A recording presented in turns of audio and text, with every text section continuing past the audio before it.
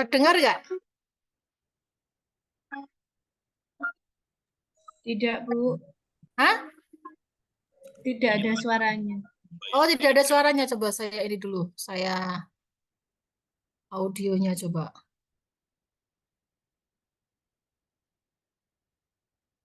Audio setting.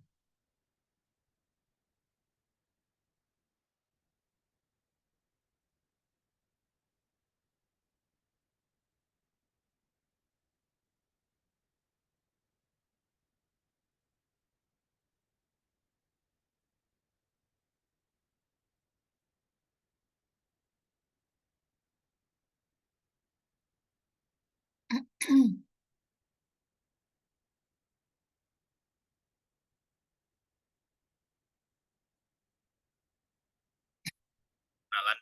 Jadi karena switching acara sehingga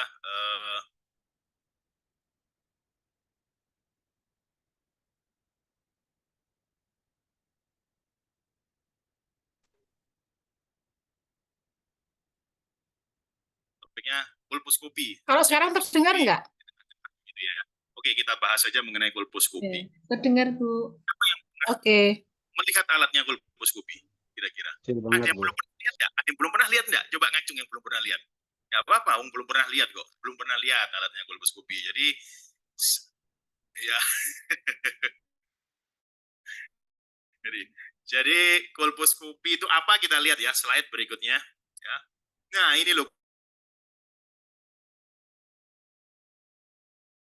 kolposkopi, evaluasi permukaan epitel serviks dengan menggunakan pembesaran. Itu sebetulnya kolposkopi. Alatnya disebut dengan kolposkopi. Prosedurnya berarti prosedur kolposkopi. Jadi ini masukkan spekulum, kemudian dialat dengan lensa objektif ada nempel di pemeriksa, kemudian lensanya yang satunya menuju ke serviks ya. Jadi ini namanya kolposkopi.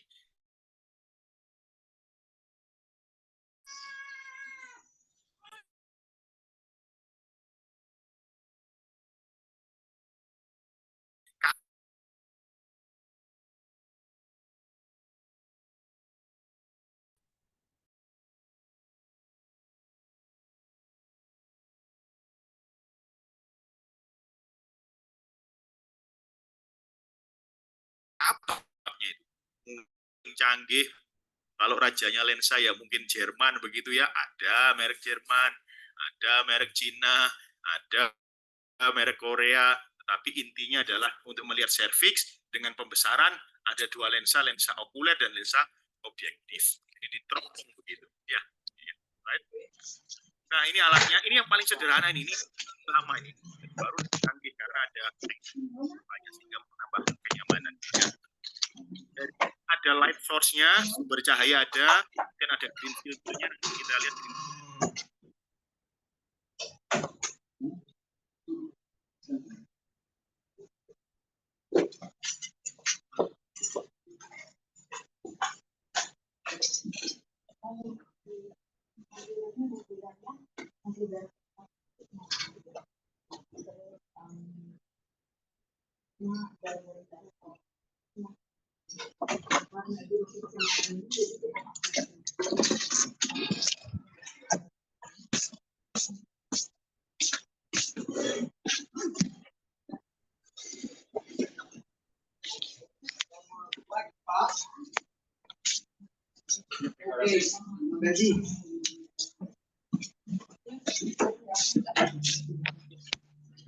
Itu suara siapa yang berisik? Suaranya nggak jelas, Bu. Leng itu kalau beli alat ada focal Nggak, length-nya. maksudnya tadi lu suara yang gaduh ini suaranya siapa? Meter. Kalau focal length-nya itu kurang dari 25, artinya untuk kita jelas mengerjakan itu jaraknya kurang dari 25 cm, kurang dari 20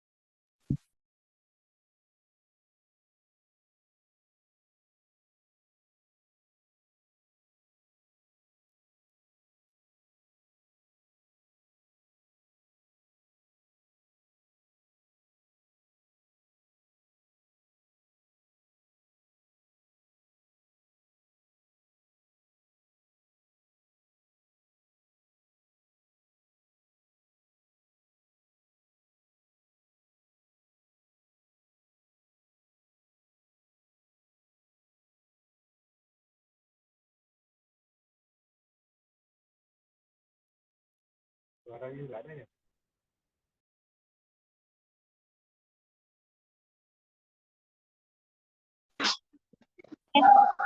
Kenapa dokter?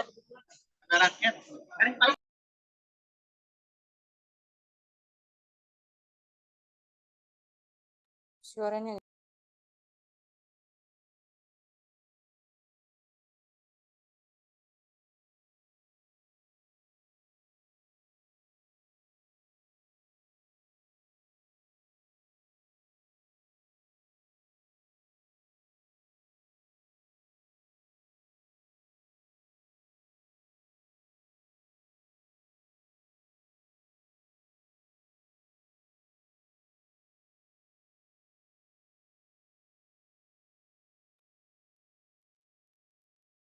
Nggak ada suaranya, Kak.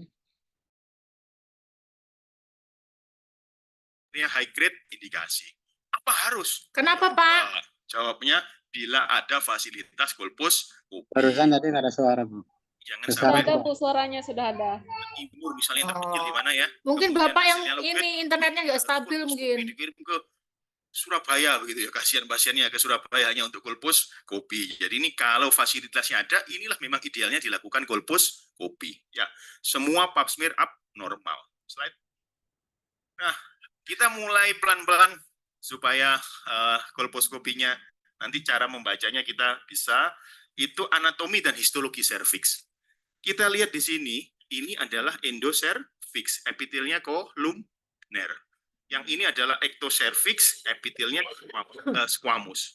Batas antara kolumner dan squamous disebut dengan squamocolumnar junction. Ya, itunya ya. Sama tidak squamocolumnar junction dengan transformation zone? Hah? Siapa yang jawab sama? Ngacung aja, enggak ada salah. Sama nggak transformation zone dengan squamocolumnar junction? Sama, oke.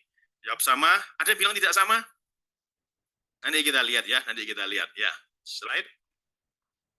Nah, sebetulnya yang disebut dengan transformation zone itu batas antara squamocolumnar junction yang original dengan squamocolumnar junction yang baru. Karena dalam proses perkembangannya itu selalu terjadi ectropy cervix. Artinya epitel kolumnernya terekspos keluar, ya. Nah, ketika epitel kolumner terekspos keluar, responnya tubuh mengalami metaplasi. Artinya kolumner itu berubah menjadi epitel squamous, sehingga batas squamous dan kolumner menjadi berubah, tadinya agak ke dalam menjadi ke keluar. Nanti kita lihat pada slide berikutnya. Jadi tadinya ini epitel kolumner, kemudian sekarang berubah menjadi epitel squamous, sehingga tadinya batasnya di sini menjadi di sini, sehingga batas antara original dengan yang new ini yang disebut dengan transformation zone. Hampir sebagian besar kanker bermula dari transformation zone. Jadi transformation zone dengan squamocolumnar junction sesuatu yang berbeda. Paham ya perbedaannya ya? Jadi ketika dulu ini terekspos kolumner, ini kolumner, maka batasnya kan di sini. Ini squamous, ini kolumner. Ternyata ini sudah berubah mengalami metaplasi menjadi epitel squamous. Sehingga batas squamous dan kolumner menjadi di sini. Area antara ini dan ini disebut dengan transformation zone. Ya, jadi zone dengan junction sesuatu yang berbeda. Zone itu area, junction suatu titik border ya, itunya ya. Slide. Nah, ini kita lihat, ini transformation zone. Jadi tadinya itu di sini batas antara kolumner dan squamous. Karena ini kolumnernya di sini mengalami metaplasi menjadi epitel squamous, batasnya menjadi di sini. Nah, ini disebut dengan transformation zone. Paham ya? Jadi jelas ya bedanya squamocolumnar junction dengan transformation zone. Ya. Ini kalau kita lihat secara nyata, ya secara nyata, ini tadinya epitel kolumner, tapi ini menjadi epitel squamous. Ya. Jadi batasnya kira-kira ini squamocolumnar junction yang baru, ya. Ini yang lama. Jadi ini di sini adalah transformation zone. Biasanya kelainan bermula dari transformation zone. Ya. Right. Nah. Ini transformation zone. Ini new squamocolumnar junction yang baru, paham ya? Tadinya batasnya itu di sini batasnya. Ini tadinya adalah kolumner, karena metaplasi berubah menjadi squamous. Ya ini yang old squamocolumnar junction, ini yang new squamocolumnar junction. Ini area ini disebut dengan transformation zone. Jadi zone dengan junction sesuatu yang beda, ya. Slide. Prosedur kolposkopi, perhatikan seluruh permukaan vulva, vagina, dan serviks sebelum asam asetatnya diberikan. Ya. Jadi sebelum diberikan diperhatikan dulu permukaan serviks. Jadi jangan kemudian kita persiapan kemudian langsung dipulas dengan asam asetat. Jadi sebelum asam asetat dilihat dulu. Kemudian kita harus ada asam asetat 3-5%. Terus perhatikan seluruh transformation zone, perhatikan lesi acetoacetate, perhatikan pattern vaskulernya. Slide. Nah, ini leukoplakia. Leukoplakia itu gambaran warna putih di serviks ini, tetapi sudah ada sebelum pulasan asam asetat. Ya, jadi itu cara mendiagnosisnya. Ini sebelum asam asetat sudah ada. Ini adalah leukoplakia. Ya, jadi ini bukan acetoacetate epithelium. Ya, hati-hati. Ini pernah calon spesialis keluar ujiannya pernah leukoplakia itu. Ya. Apa bedanya? Ini sudah tampak sebelum asam asetat. Ya. Bisa disebabkan HPV atau idiopatik. Ya, slide. Nah, ini squamocolumnar junction, ini squamocolumnar junction. Ya, jadi harus terlihat sirkuler squamocolumnar junctionnya. Slide. Kalau ini ektropi cervix, ya, jadi ini epitel kolumnernya terekspos keluar. Nah, ini kemudian nanti prosesnya mengalami metaplasi, kemudian berubah menjadi epitel squamous. Proses perubahan epitel kolumner menjadi epitel squamous disebut dengan squamous metaplasi. Sehingga kalau ada hasil pap smear squamous metaplasi, itu bukan suatu lesi prakanker serviks, itu adalah pasien itu mengalami proses transformasi fisiologis dari epitel kolumner menjadi epitel squamous. Ya. Right? Nah, jadi proses fisiologi. Contohnya ini, kadang-kadang dikira ini lesi prakanker. Bukan, ini bukan lesi prakanker. Ini squamous metaplasia. Kelihatan sebagian sudah mulai berubah menjadi epitel squamous. Ini ada yang sudah berubah menjadi epitel squamous. Yang masih merah-merah ini epitel kolumner. Jadi prosesnya adalah squamous metaplasi. Ya. Ini yang sudah mulai berubah ya. Ini mulai berubah. Biasanya ada pulau-pulau di mana epitel kolumnernya itu ada yang sudah mulai berubah menjadi epitel squamous. Kalau perubahannya belum total semua, namanya imatur squamous metaplasi. Tapi kalau sudah berubah total semua menjadi epitel squamous seperti gambar sebelumnya, namanya matur squamous metaplasi. Ya, jelas ya. Jadi kalau menerima hasil pap smear squamous metaplasi itu bukan suatu lesi prakanker serviks, itu proses transformasi fisiologis perubahan kolumner menjadi squamous. Ya, slide. Nah, ini squamous metaplasia ini mulai ada squamous metaplasia. Biasanya acetoacetate-nya tipis begini, beda dengan acetoacetate-nya lesi prakanker. Slide. Nah, ini kalau low grade ya, ini setelah asam asetat. Kalau low grade itu acetoacetate-nya tipis begini ya, tipis. Kemudian batasnya itu tidak rata. Jadi seperti pulau-pulau, ada disebut geographical border. Kemudian pattern pembuluh darahnya normal. Tampilan seperti gini, low grade kita secara kolposkopi. Ya, jadi putihnya itu tidak dense, putihnya tipis. Kemudian batasnya itu seperti pulau-pulau gitu, geographical border. Kemudian pembuluh darahnya normal. Ini adalah lesi low grade secara kolposkopi. Ya. Right. Ini low grade ya. Kalaupun ada pattern pembuluh darah, kita lihat ya. Pattern pembuluh darah itu seperti ranting. Bayangkan seperti lihat pohon tanpa ada daunnya begitu. Ranting-rantingnya itu kan mulai dari besar, cabang ke mengecil sampai ujung ranting. Sama kita lihat di sini. Ya, ini pembuluh darah besar, kemudian cabangnya ada cabang, jelas percabangannya. Ini adalah pattern pembuluh darah yang normal. Ini bukan abnormal ini. Ya, ada lagi nanti yang abnormal kita lihat di situ. Ya, right? Nah, kalau high grade lesion, putihnya itu lebih dense, lebih thick. Satu itu.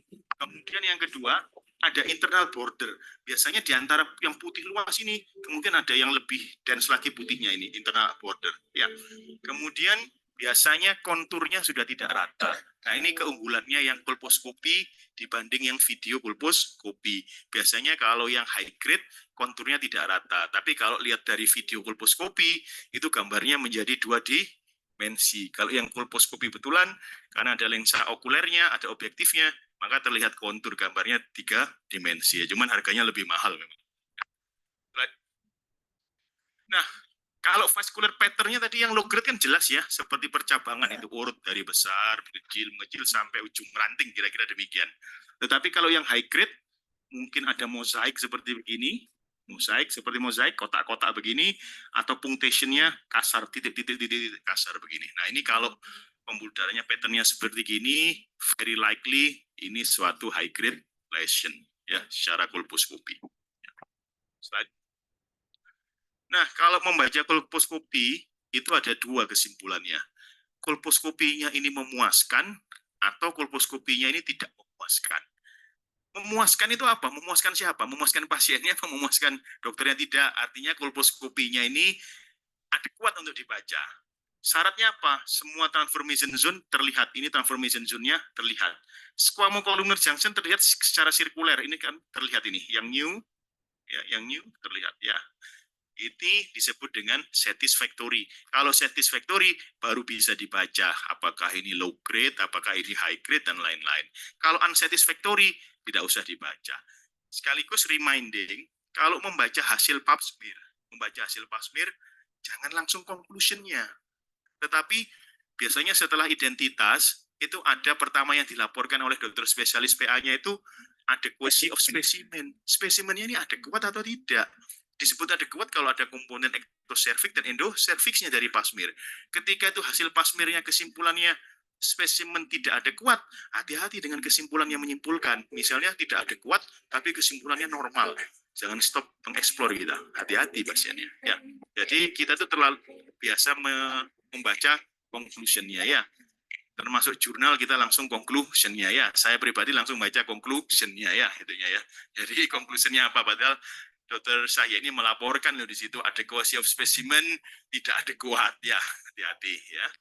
Nah, batas lesi terlihat keseluruhan. Ini kan batas lesi terlihat keseluruhan. Misalnya ini acetoid terlihat secara keseluruhan. Kalau misalnya ini acetoide-nya lesion ini masuk ke dalam, tidak terlihat lagi batasnya secara sirkuler, disebut dengan unsatisfactory. Slide. Nah, ini unsatisfactory. Squamous-columnar junction tidak terlihat secara keseluruhan. Ini tidak terlihat ini. Yang sini bagiannya masuk ke dalam. Ya. Tidak lanjutnya apa?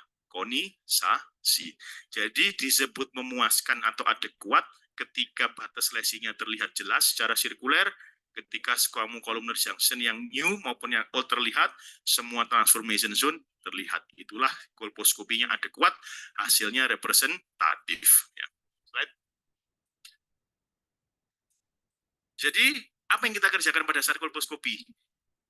Ya, dilakukan biopsi kalau diperlukan. Jadi, ketika biopsi dengan tuntunan kolposkopi di tempat yang lesi acetoide, lesi yang mencurigakan, atau pembuluh darah yang mencurigakan, kita lakukan biopsi. Mungkin bisa beberapa tempat biopsi. Ya. Slide. Reportnya ada dokumentasi, harus ada dokumentasi, ada foto. Itu sama dengan laparoskopi. Laparoskopi hukumnya tidak boleh tidak ada dokumentasi, baik foto maupun visual berupa video. Kolposkopi pun juga sama, harus ada report, harus ada dokumentasi serviksnya bagaimana. Jadi kalau sebetulnya kalau form-form itu ya, kalau panjenengan nanti sudah bekerja di rumah sakit sendiri-sendiri begitu, mau membuat form males, sebetulnya sudah ada form-form yang jadi, tapi bahasa Inggris sebetulnya. Kita bisa tinggal ngisi saja.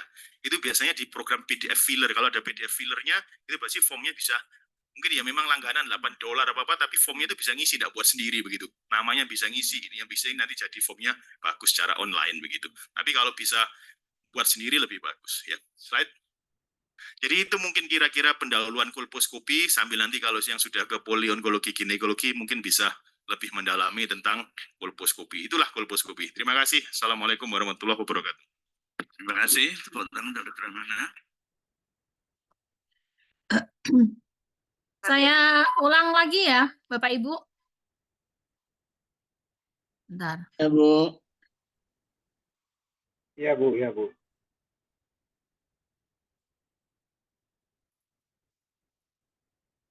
Jadi ini masukkan spekulum, kemudian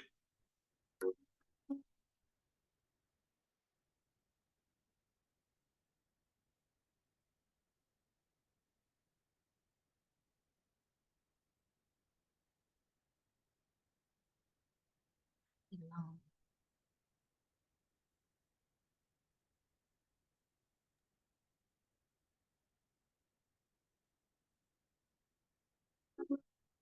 Terdengarkah?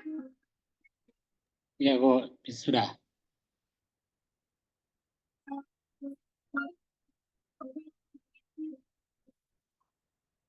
Kita lanjut ke topik kedua ya. Jadi ini pengenalan. Jadi karena switching acara sehingga topiknya kolposkopi. Harusnya kolposkopi di tengah-tengah begitu ya. Oke, kita bahas saja mengenai kolposkopi. Siapa yang pernah melihat alatnya kolposkopi? Kira-kira. Ada yang belum pernah lihat enggak? Ada yang belum pernah lihat enggak? Coba ngacung yang belum pernah lihat. Enggak apa-apa, belum pernah lihat kok. Belum pernah lihat alatnya kolposkopi. Jadi ya. jadi kolposkopi itu apa, kita lihat ya slide berikutnya ya. Nah, ini loh kolposkopi itu. Jadi kolposkopi itu sebetulnya secara dasar prinsipal itu mengevaluasi permukaan epitel serviks dengan menggunakan pembesaran. Itu sebetulnya kolposkopi. Alatnya disebut dengan kolposkopi. Prosedurnya ya berarti prosedur kolposkopi. Jadi ini masukkan spekulum, kemudian dialat dengan lensa objektif ada nempel di pemeriksa, kemudian lensanya yang satunya menuju ke serviks ya. Jadi ini namanya kolposkopi.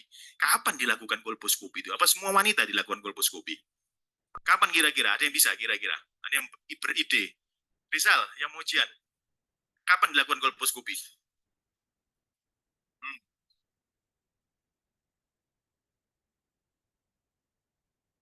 Slide. Oke, nanti kita bahas ya, dikip dulu ya, kapan dilakukan kolposkopi ya. Inilah kolposkopi. Ini lensa okuler, ini lensa objektif, alatnya macam-macam alatnya itu. Mulai yang paling canggih, kalau rajanya lensa ya mungkin Jerman begitu ya, ada merek Jerman, ada merek Cina, ada merek Korea. Tapi intinya adalah untuk melihat serviks dengan pembesaran ada dua lensa okuler dan lensa objektif. Jadi diteropong begitu. Ya, slide. Nah, ini alatnya. Ini yang paling sederhana ini kolposkopi lama ini. Kalau yang baru lebih canggih karena ada engsel-engselnya banyak sehingga menambah kenyamanan. Ya. Jadi ada light source-nya, sumber cahaya ada, kemudian ada green filternya. Nanti kita lihat green filter itu untuk apa. Kemudian ini ada lensa objektif, lensa objektif, lensa okuler. Ini source cahayanya. Kemudian ada switch filternya dan harus terhubung dengan listrik. Ya, gitu ya. Jadi kalau kolposkopi di daerah yang tidak ada listriknya ya tidak bisa. Jadi kalau tidak ada listriknya ya dilakukan IVA saja. Ya, itu contohnya ya. Slide. Nah, jadi dibesarkan kolposkopi. Macam-macam, tergantung alatnya. Pembesarannya bisa 6 kali, 9 kali, 15 kali, dan lain-lain. Ya. Jadi tampak kalau dibesarkan tampak seperti begini. Ya. Bedanya dengan kita melakukan IVA. Kalau kita melakukan IVA, itu kita deskripsinya hanya IVA-nya negatif atau IVA-nya positif. Ya. Jangan sampai saya tanya, ini hasil IVA-nya apa ya kira-kira? Hasil IVA-nya itu high grade dong hasil IVA-nya. Loh, hasil IVA tidak ada high grade, saya bilang. Hasil IVA cuma negatif or positif. Nanti diteraskan ya pada topik yang tentang deteksi dini. Nah, focal length itu kalau beli alat ada focal length-nya, itu kalau bisa 25 sampai 30 cm. Kalau focal length-nya itu kurang dari 25, artinya untuk kita jelas mengerjakan itu jaraknya kurang dari 25 cm. Kalau kurang dari 25 cm, itu kita untuk manuver menjadi sulit. Kita mungkin lip menggunakan kolposkopi, jadi sulit manuvernya, karena jaraknya antara pemeriksa dengan pasien itu jadi pendek. Apalagi focal length-nya kira-kira 15 cm. Berarti jarak saya dengan pasien itu cuma 15 cm, tidak ada manuver untuk biopsi, manuver untuk lip, manuver itu jadi sulit. Jadi kalau mau beli alat, kira-kira focal length-nya cari yang 25 sampai 30 cm.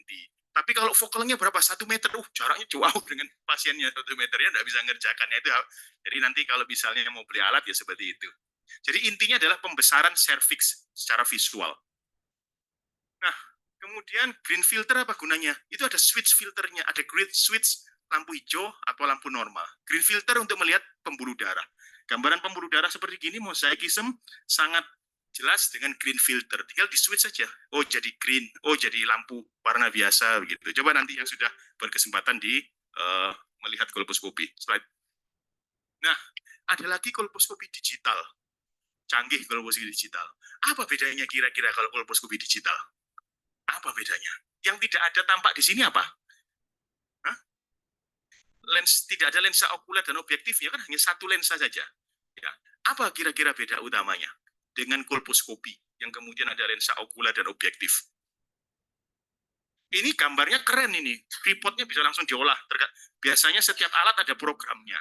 Kemudian masuk dalam laptop, dikasih nama, nyonya siapa, ini gambarnya bisa dicantumkan, jadi di print bagus sekali. Dan alatnya ini lebih murah dibanding kolposkopi. Video kolposkopi jauh lebih murah kira-kira. Video kolposkopi macam-macam harganya, ada yang 10 juta, 25 juta, 60 juta. Tapi kalau kolposkopi yang tadi ada ocular lens sama objektif lens, kira-kira itu bisa ada yang 200 juta, ada yang 400 juta, begitu ya, intinya ya. Monggo panjenengan beli, tapi asalkan praktek sehari-harinya ya memang kolposkopi itu enggak seksio lagi, enggak partus ya, mungkin 400 juta oke, begitu ya, intinya ya. Slide. Tidak ada lensa objektif, apa bedanya?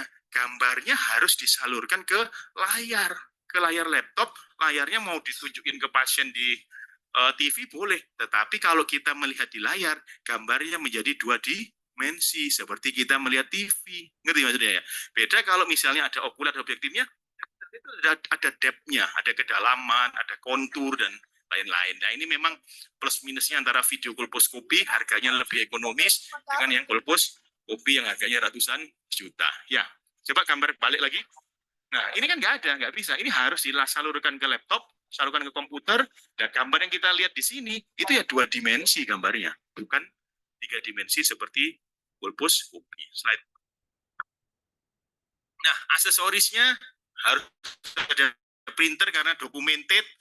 Satu lagi, sebetulnya yang ideal, mejanya itu ya bisa dinaikkan atau diturunkan. Karena kalau tidak ada meja dinaikkan, diturunkan, kita jadi sulit, kita yang naik turun begitu ya. Slide. Nah ini tadi Dr. Rizal tadi menjawab kira-kira apa sih indikasi pemeriksaan kolposkopi. Indikasinya apa? Ini indikasinya. Semua pap smear abnormal itu indikasi untuk dilakukan kolposkopi. Hasil pap smearnya HPV infection, indikasi. Hasil pap smearnya low grade, indikasi. Hasil pap smearnya high grade, indikasi. Apa harus? Yang enggak, jawabnya bila ada fasilitas kolposkopi ya. Jadi jangan sampai pengobatan di Indonesia Timur misalnya yang terpencil di mana ya, kemudian hasilnya low grade, ini harus kolposkopi dikirim ke Surabaya begitu ya, kasihan pasiennya ke Surabaya hanya untuk kolposkopi. Jadi ini kalau fasilitasnya ada, inilah memang idealnya dilakukan kolposkopi ya. Semua pap smear abnormal. Slide. Nah, kita mulai pelan-pelan supaya kolposkopinya nanti cara membacanya kita bisa, itu anatomi dan histologi serviks. Kita lihat di sini, ini adalah endoservix, epitelnya kolumner. Yang ini adalah ectoservix, epitelnya squamous. Batas antara kolumner dan squamous disebut dengan squamo-columnar junction. Ya, itunya ya. Sama tidak squamo-columnar junction dengan transformation zone? Hah? Siapa yang jawab sama? Ngacung aja, tidak ada salah. Sama nggak transformation zone dengan squamo-columnar junction? Sama, oke. Jawab sama. Ada yang bilang tidak sama? Nanti kita lihat ya. Slide. Nah, sebetulnya yang disebut dengan transformation zone itu batas antara squamo-columnar junction yang original dengan squamo-columnar junction yang baru. Karena dalam proses perkembangannya itu selalu terjadi ectropy cervix. Artinya epitel kolumnernya terekspos keluar, ya. Nah, ketika epitel kolumner terekspos keluar, responnya tubuh mengalami metaplasi. Artinya kolumner itu berubah menjadi epitel squamous, sehingga batas squamous dan kolumner menjadi berubah, tadinya agak ke dalam menjadi ke keluar. Nanti kita lihat pada slide berikutnya. Jadi tadinya ini epitel kolumner, kemudian sekarang berubah menjadi epitel squamous, sehingga tadinya batasnya di sini menjadi di sini, sehingga batas antara original dengan yang new ini yang disebut dengan transformation zone. Hampir sebagian besar kanker bermula dari transformation zone. Jadi transformation zone dengan squamo-columnar junction sesuatu yang berbeda. Paham ya perbedaannya ya? Jadi ketika dulu ini terekspos kolumner, ini kolumner, maka batasnya kan di sini. Ini squamous, ini kolumner. Ternyata ini sudah berubah mengalami metaplasi menjadi epitel squamous, sehingga batas squamous dan kolumner menjadi di sini. area antara ini dan ini disebut dengan transformation zone. Ya, jadi zone dengan junction sesuatu yang berbeda. Zone itu area, junction suatu titik border ya, artinya ya. Slide. Nah, ini kita lihat, ini transformation zone. Jadi tadinya itu di sini batas antara kolumner dan squamous. Karena ini kolumnernya di sini mengalami metaplasi menjadi epitel squamous, batasnya menjadi di sini. Nah, ini disebut dengan transformation zone. Paham ya? Jadi jelas ya bedanya squamocolumnar junction dengan transformation zone. Ya. Ini kalau kita lihat secara nyata, ya, secara nyata, ini tadinya epitel kolumner, tapi ini menjadi epitel squamous, ya. Jadi batasnya kira-kira ini squamocolumnar junction yang baru, ya. Ini yang lama, jadi ini di sini adalah transformation zone. Biasanya kelainan bermula dari transformation zone, ya. Right. Nah, ini transformation zone. Ini new squamocolumnar junction yang baru, paham ya? Tadinya batasnya itu di sini batasnya. Ini tadinya adalah kolumner, karena metaplasi berubah menjadi squamous. Ya, ini yang old squamocolumnar junction, ini yang new squamocolumnar junction. Ini area ini disebut dengan transformation zone. Jadi zone dengan junction sesuatu yang beda, ya. Slide. Prosedur kolposkopi, perhatikan seluruh permukaan vulva, vagina, dan serviks sebelum asam asetatnya diberikan. Ya. Jadi sebelum diberikan, diperhatikan dulu permukaan serviks. Jadi jangan kemudian kita persiapan, kemudian langsung dipulas dengan asam asetat. Jadi sebelum asam asetat, dilihat dulu. Kemudian kita harus ada asam asetat 3-5%. Terus perhatikan seluruh transformation zone, perhatikan lesi acetoide, perhatikan pattern vaskulernya. Slide. Ini leukoplakia.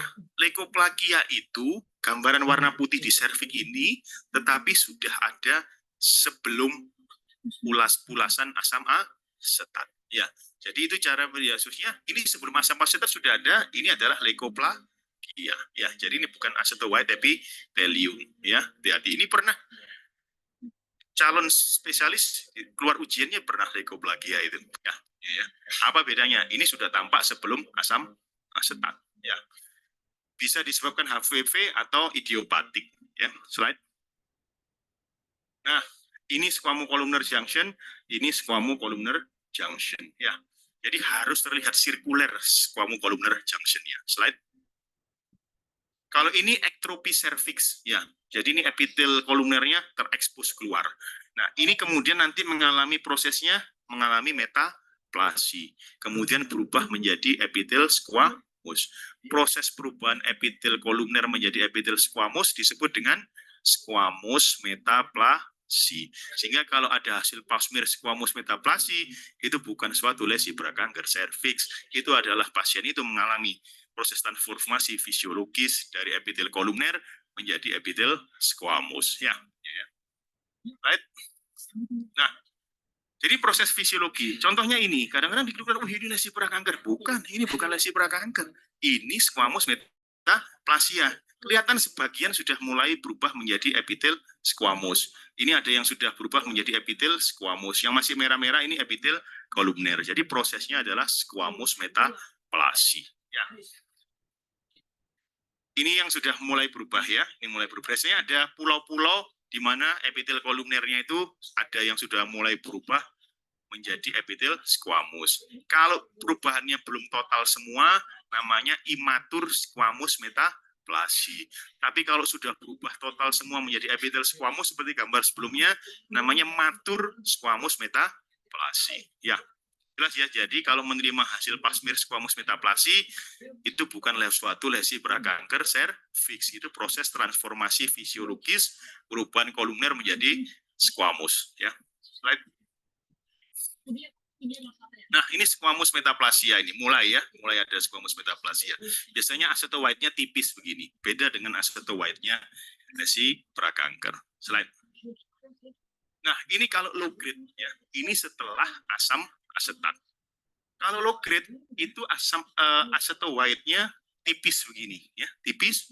Kemudian batasnya itu tidak rata.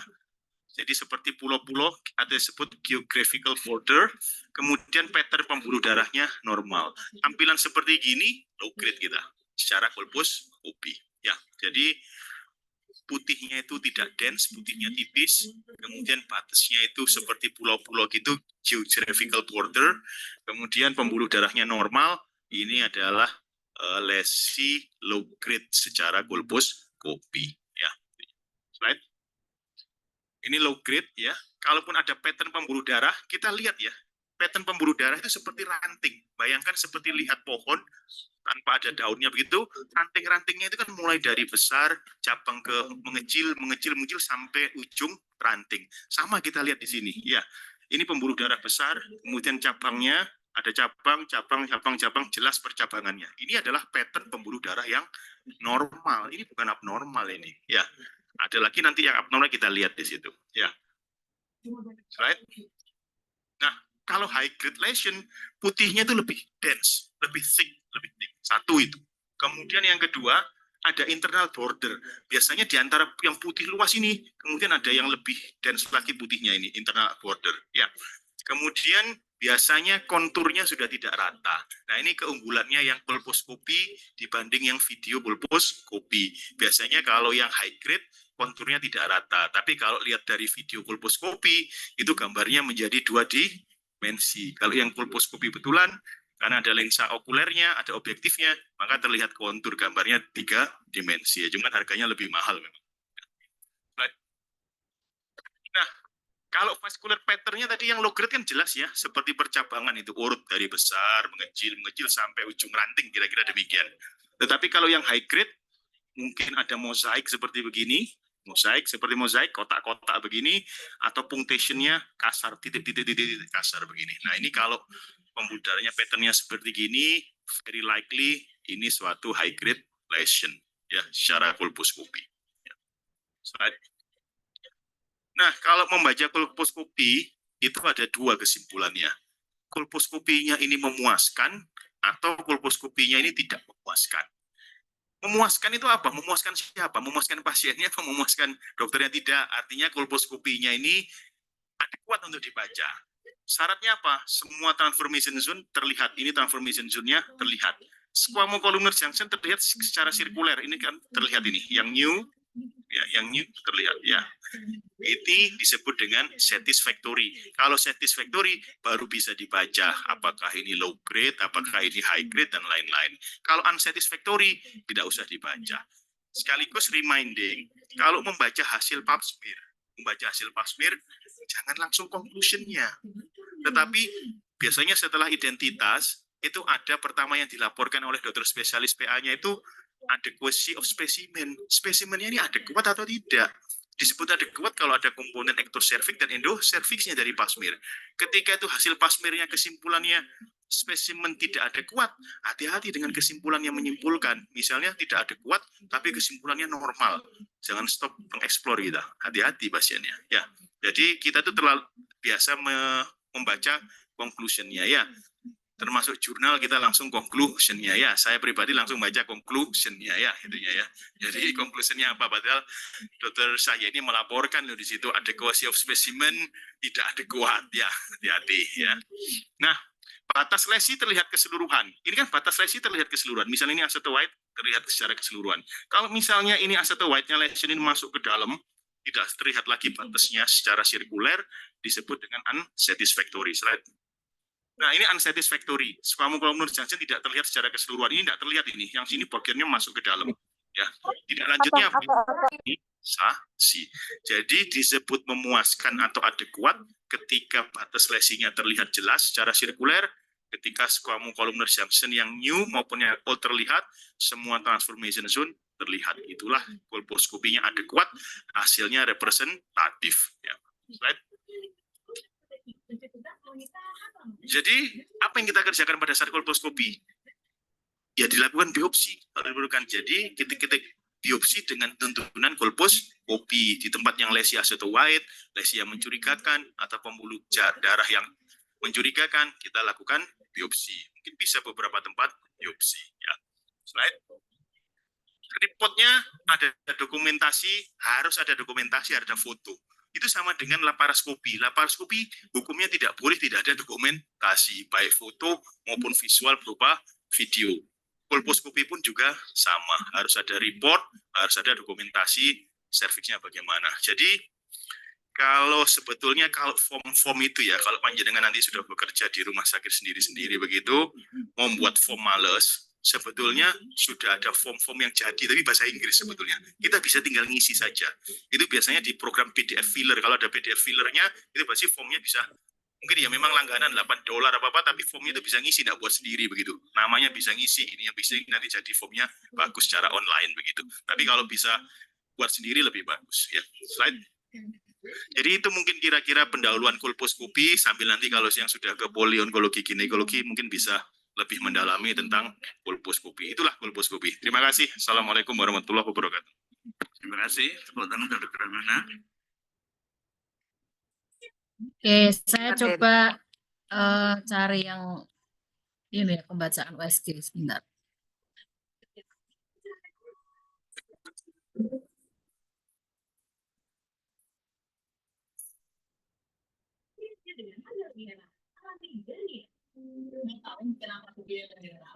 Soalnya cuma ini nih yang masih ada segelnya, jadi nggak akan masuk di sela-sela tutup botolnya.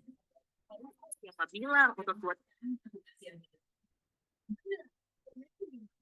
Secara khusus agar tubuh tidak dapat masuk ke sela-sela tutup botolnya, sehingga terjamin kebersihannya. Segar ya? Kayak dengan manisnya. cuma milik sebagian orang, dari yang muda sampai yang lebih tua harus punya. Jamu otot dari sekarang. Sudah Halo terdengar, guys? semuanya, kembali ditanyakan dokter ya. Salam sejahtera. Oke, hari ini kita akan membahas tentang bagaimana cara membaca hasil USG. Ini banyak sekali ya dikeluhkan pada ibu-ibu yang sedang hamil, sedang kontrol kehamilan, kemudian hasil USG-nya di print, dibawa pulang, tapi di rumah bingung bacanya. Ini apa sih? Gambarnya kok hitam putih nggak jelas, kayak abstrak begitu.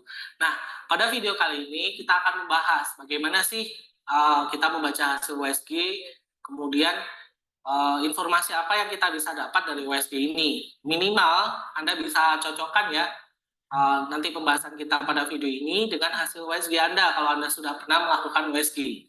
Nanti setidaknya jadi tahu, oh ternyata panjang bayi saya segini, ukurannya segini, dan lain sebagainya. Seperti apa videonya? Simak video berikut ini.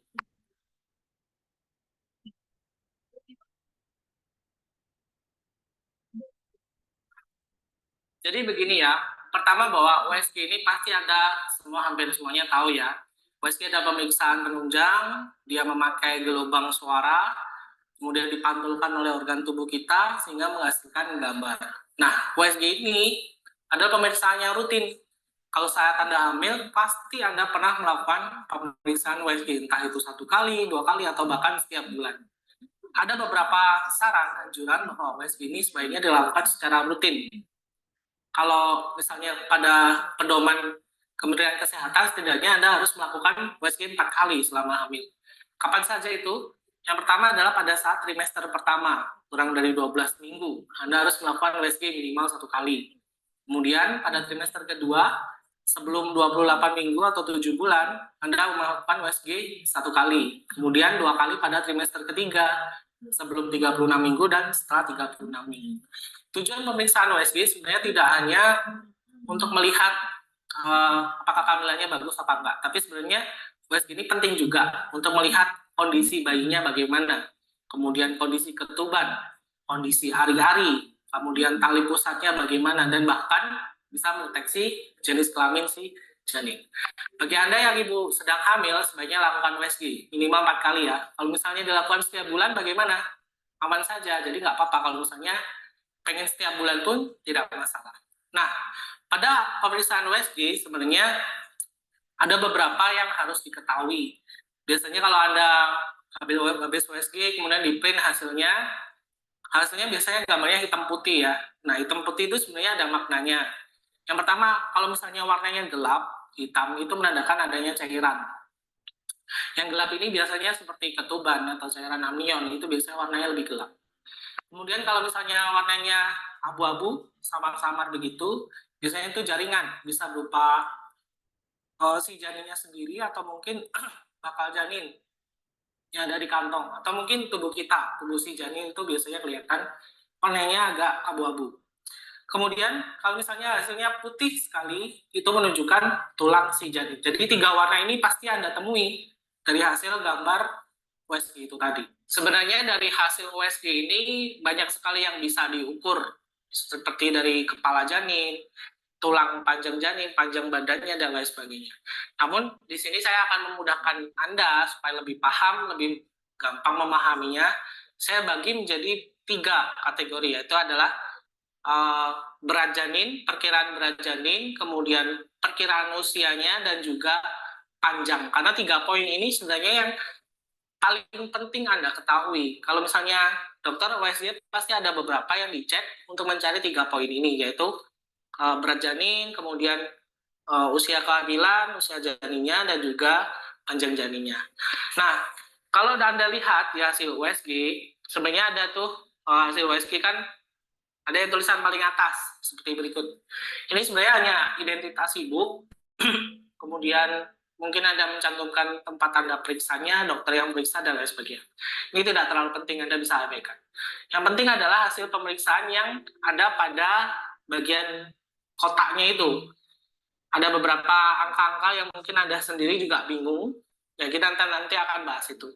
Ini yang sebenarnya penting Anda ketahui, karena dari sini itu sih hasil pemeriksaan USG, kondisi janinnya tuh begitu. Ada banyak istilah ya. Yang pertama yang harus Anda ketahui adalah pasti ada singkatan LMP. Ini bisa ada, bisa enggak. Karena kadang-kadang dokter juga catatnya bahkan di buku pemeriksaan, bukan di hasil USG. LMP ini adalah kepanjangan dari last menstrual period. Jadi kapan hari pertama haid terakhir Anda?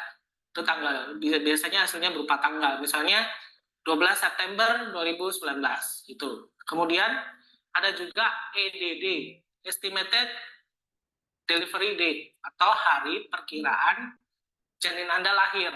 Ini dihitung dari hasil HPHT itu tadi, hari pertama haid terakhir. Ini juga biasanya berupa tanggal. Nah, kemudian yang perlu diperhatikan adalah saat Anda USG pertama kali. Anda sudah test pack, kemudian Anda melakukan USG pertama, pasti kalau misalnya usia kehamilan baru 6 atau 7 minggu, biasanya hanya kantung aja yang kelihatan. Nah, dari USG ini nanti akan ditulis dokter adalah GS, atau gestational sac. Itu biasanya ada menghasilkan gambar berupa kantung janin seperti gambar berikut. Nah, ini nanti diukur sama dokternya, kira-kira diameter kantung janinnya berapa sih, kemudian nanti menghasilkan usia kehamilannya berapa. Ketika memasuki usia kehamilan trimester kedua, trimester ketiga, itu kan biasanya janin sudah mulai besar ya.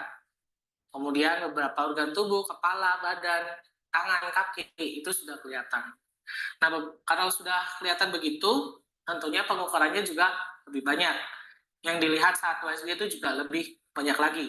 Karena beberapa organ tubuh itu, dari kepala sampai kaki itu bisa diukur dengan pemeriksaan USG ini. Yang pertama adalah BPD. Kalau Anda lihat ada singkatan BPD. BPD ini kepanjangan dari biparietal diameter. Jadi jarak antara pelipis kanan dan pelipis kiri dari kepala si janin. Kalau Anda lihat di USG biasanya kan ada bulatan putih. Bulatan putih itu biasanya menunjukkan kepalanya dia, bulat banget, agak sedikit lonjong kadang-kadang. Itu menunjukkan kepalanya. Itu diukur BPD. Kemudian ada juga FL, femur length. Femur itu adalah tulang paha ya, tulang paha. Secara medis itu tulang paha, dan juga kalau FL berarti panjang dari tulang paha si janin. Itu bisa diukur juga. Kemudian ada lagi FTA, fetal trunk abdominal. Trunk adalah dada, abdominal adalah perut. Jadi diukur antara bagian dada sampai perutnya si janin. Itu juga diukur. Kemudian ada juga CRL, panjangan dari crown rump length. Jadi panjang dari kepala, ujung kepala sampai bagian bokong si janin. Itu biasanya menunjukkan panjang si janinnya berapa sih gitu. Karena kan kalau bayi di dalam kan biasanya dia nekuk-nekuk tuh. Nah, kalau kepala sampai bokong ini biasanya bisa diukur, tapi kalau kaki ini agak sulit. Kecuali dengan FL tadi, femur length.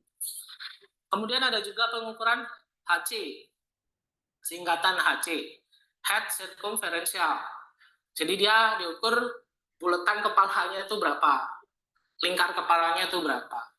Kemudian juga ada AC, abdominal circumferential, yaitu adalah lingkar perutnya.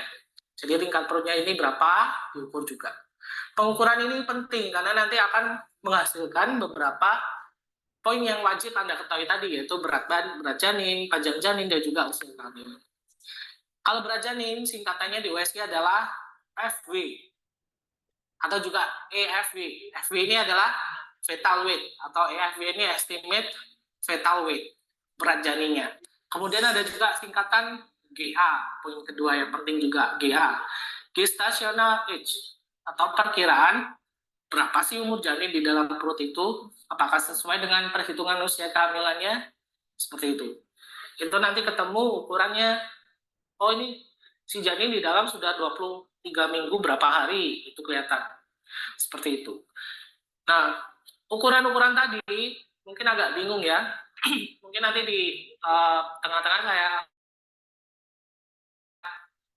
selipkan informasinya, kepanjangannya apa, yang diukur apa, nanti di screenshot aja, dicocokkan saat Anda nanti baca hasil web. Kita harus ya minimal tahulah, nggak cuman aduh gambarnya hitam putih nggak jelas kayak gambaran abstrak, gimana saya bacanya.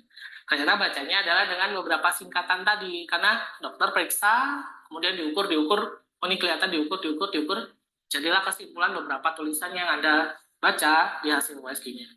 Nah, pertanyaan gini, tidak semua hasil itu tercantum. Kadang-kadang kalau dokternya kayak males lah istilahnya ya, atau mungkin ya perlu dicek ini aja nggak apa-apa, yang lainnya nggak perlu, karena nyarinya juga lama gitu.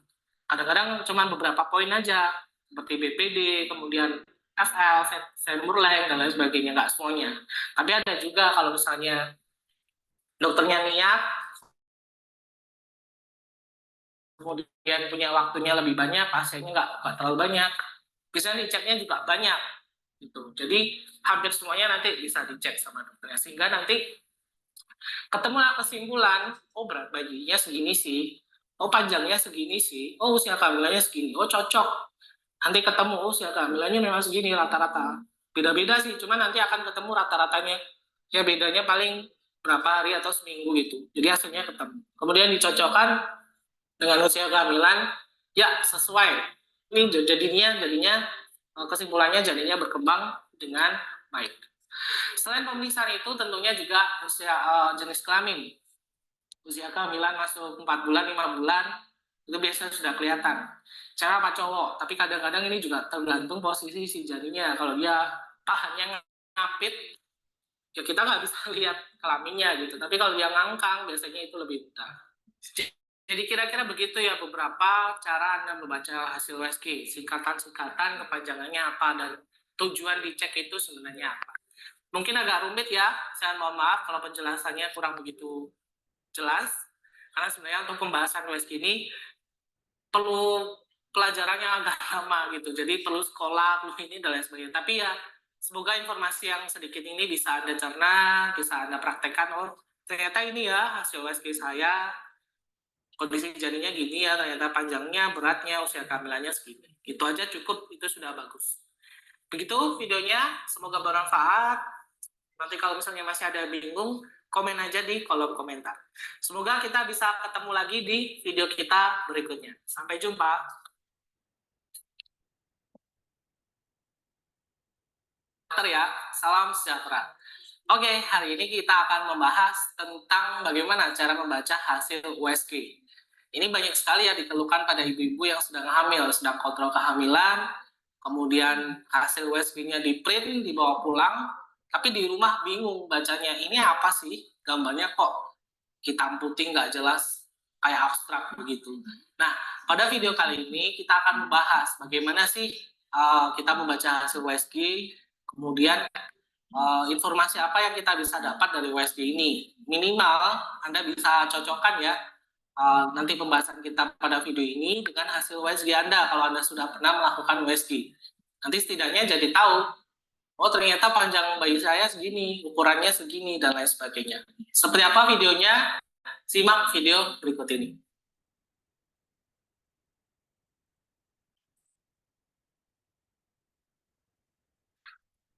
Jadi begini ya, pertama bahwa USG ini pasti Anda hampir semuanya tahu ya.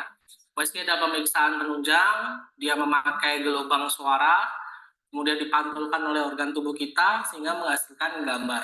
Nah, USG ini ada pemeriksaan yang rutin. Kalau saat Anda hamil, pasti Anda pernah melakukan pemeriksaan USG, entah itu 1 kali, 2 kali, atau bahkan setiap bulan. Ada beberapa saran anjuran bahwa USG ini sebaiknya dilakukan secara rutin.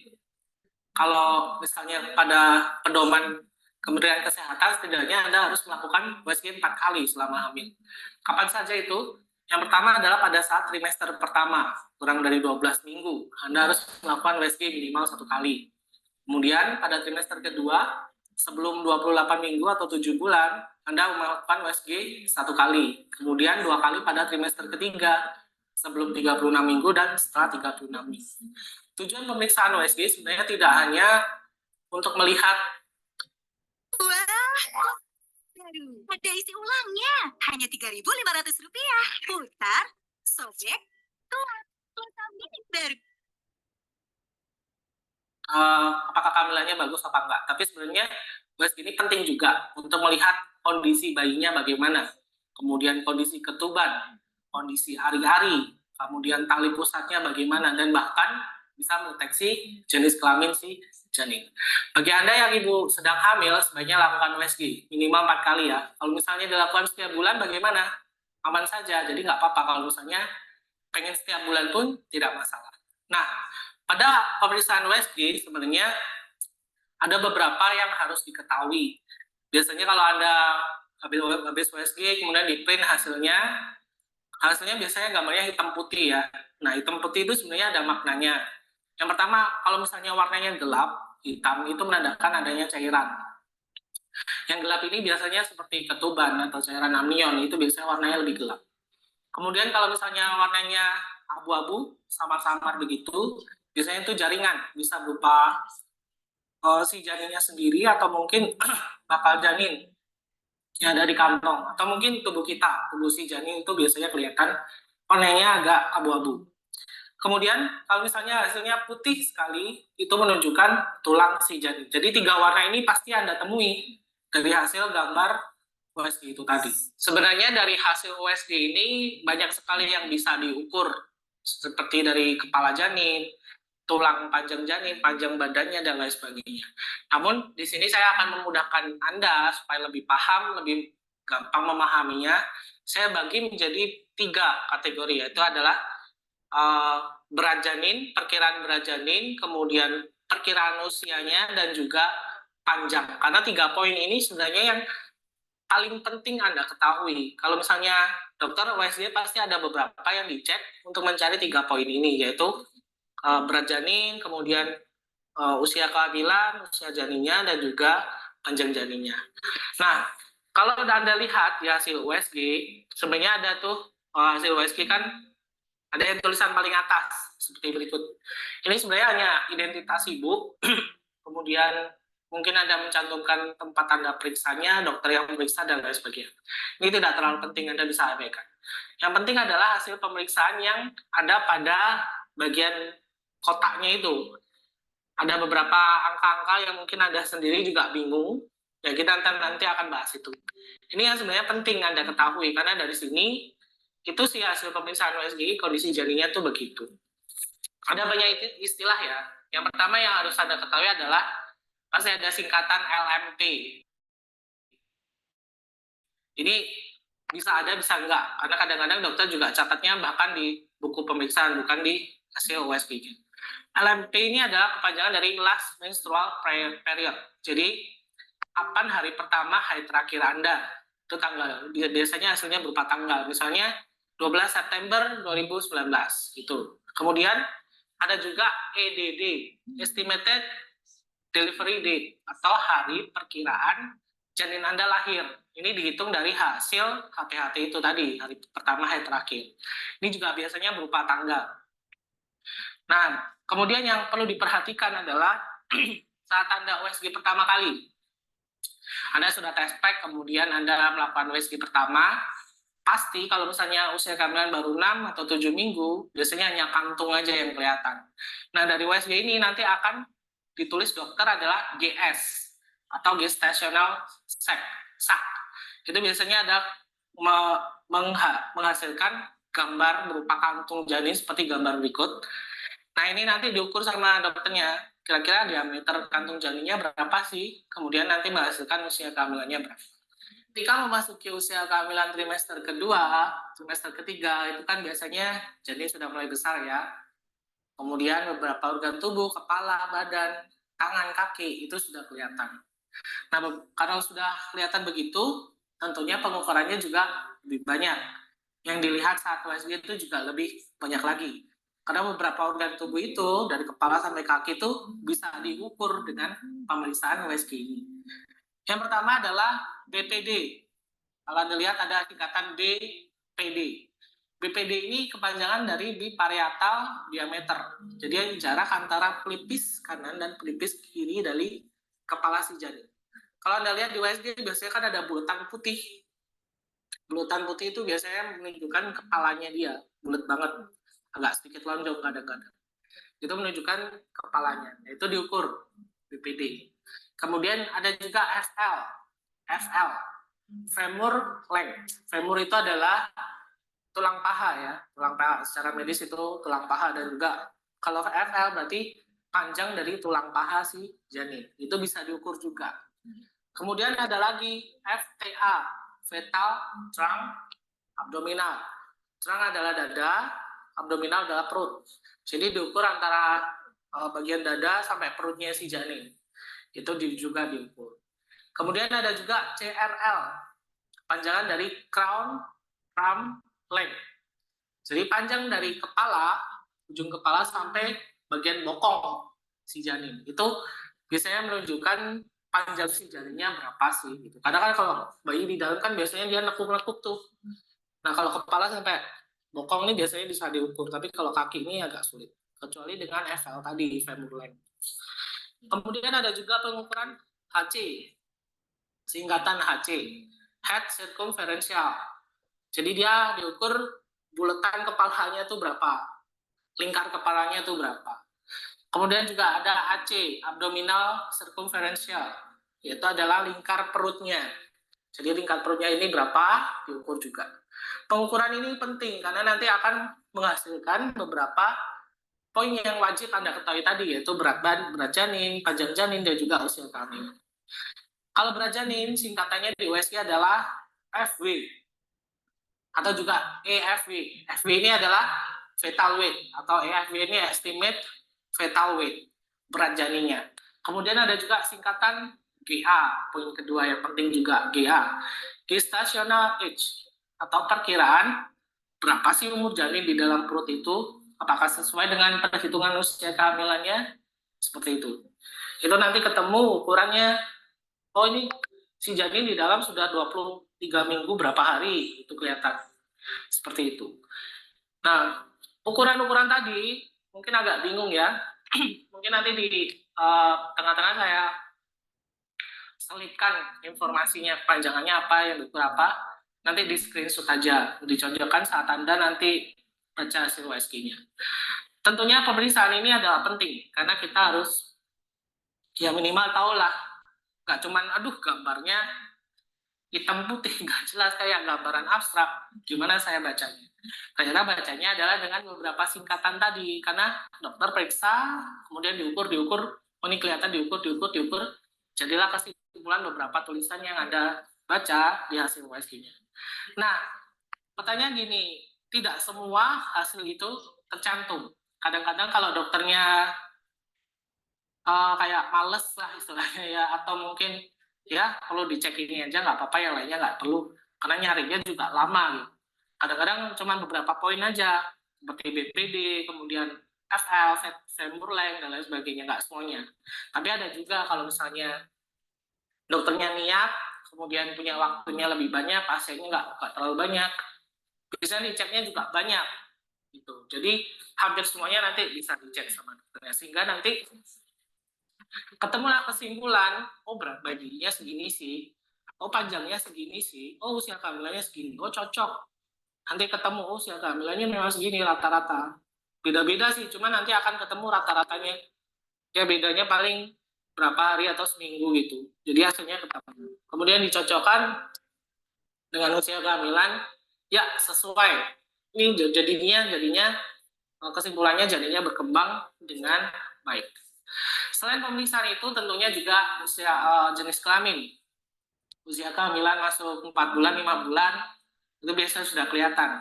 Cewek apa cowok, tapi kadang-kadang ini juga tergantung posisi si janinnya. Kalau dia pahannya ngapit, ya kita nggak bisa lihat kelaminnya gitu. Tapi kalau dia ngangkang, biasanya itu lebih mudah. Jadi kira-kira begitu ya beberapa cara Anda membaca hasil USG. Singkatan-singkatan, kepanjangannya apa, dan tujuan dicek itu sebenarnya apa. Mungkin agak rumit ya, saya mohon maaf kalau penjelasannya kurang begitu jelas. Karena sebenarnya untuk pembahasan USG ini perlu pelajarannya agak lama gitu. Jadi perlu sekolah, perlu ini dan lain sebagainya. Tapi ya semoga informasi yang sedikit ini bisa Anda cerna, bisa Anda praktekkan. Oh ternyata ini ya hasil USG saya, kondisi janinnya gini ya, ternyata panjangnya, beratnya, usia kehamilannya segini. Gitu aja cukup, itu sudah bagus. Begitu videonya, semoga bermanfaat. Nanti kalau misalnya masih ada bingung, komen aja di kolom komentar. Semoga kita bisa ketemu lagi di video kita berikutnya. Sampai jumpa. Oke, Bapak Ibu. Ada ayam goreng yang lebih sedikit menyerap minyak.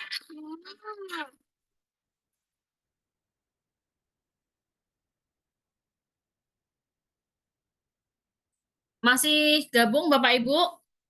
Masih, Bu. Saya cuma 37 yang ini ya. 37 sama saya berarti cuma 36 yang ini ya. Yang nggak ada siapa nanti saya dibantu ini ya, Bu Christine ya. Iya, Bu.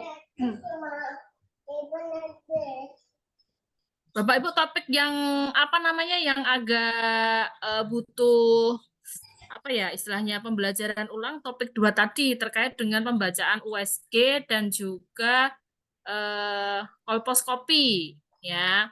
Tapi kalau misalnya terkait dengan hasil-hasil pemeriksaan laboratorium, kemudian persiapan operasi, saya kira Bapak Ibu sudah paham semua ya.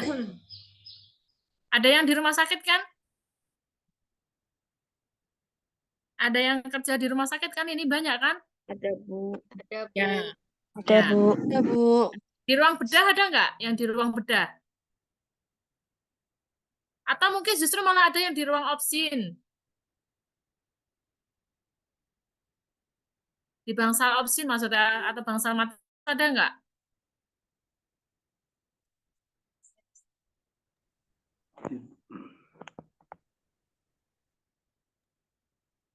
Halo? Nggak ada berarti, Bu. Ada yang jawab Nggak ada berarti ya? nggak ada. Oke. Kalau di bangsal bedah umum ada?